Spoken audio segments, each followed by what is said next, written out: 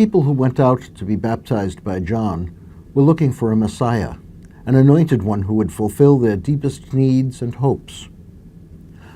What were those needs and hopes that brought them to the desert? For some, they took a political form, released from the Roman Empire's taxation and oppression. Others wanted to see the unambiguous presence of God among the chosen people. For still others, it was probably vaguer and therefore perhaps deeper. They sought some kind of inner peace. They hoped someone could give them a good reason to risk getting out of bed in the morning and take the bigger risk of closing their eyes at night.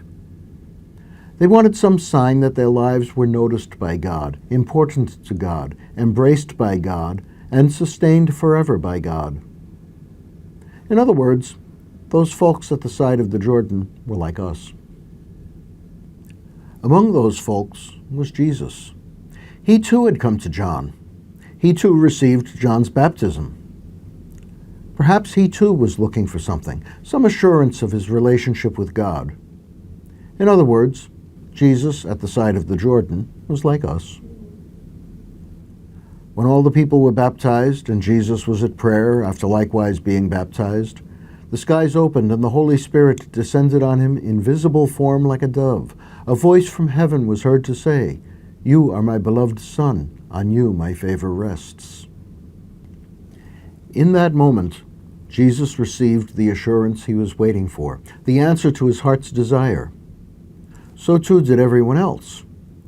That is the reason for the Spirit's appearance in visible form. The assurance to Jesus that he had God's favor was also an assurance to the rest of the crowd that in Jesus, God's favor was on them too.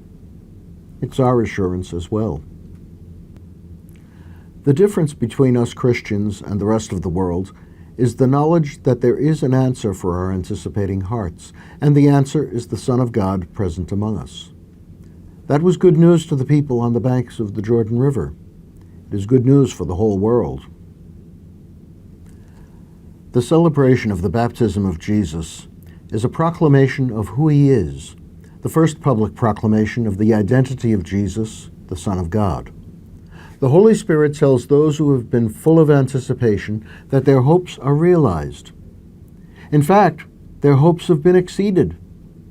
They were willing to settle for John as their Messiah. John, however, told them that the real Messiah would be vastly more powerful than himself. What they and we were given is the Son of God. Sometimes we take that for granted. We treat the title as if it were an interesting batch of words. Perhaps the marvel of what the words mean is too great for us to grasp them even slightly, so we shrug them off.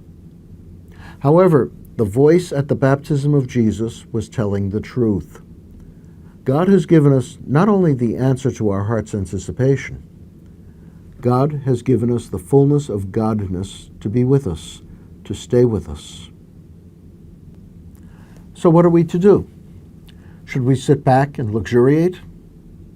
The answer to our heart's desires does not entail resting or relaxing. It doesn't even bring much comfort. It brings something else, something that is a theme of the Gospel of Luke that we reflect upon this year. It brings a call to spread the good news, to share it with the whole world. The same thing happened with Jesus. After receiving the baptism of John and the declaration of his identity, he headed off deeper into the wilderness to be tempted and then began his mission. We too have been baptized, in our case with the baptism of Jesus. We too face temptations. We too are given a mission as a result of our baptism and the declaration that Jesus is the Son of God.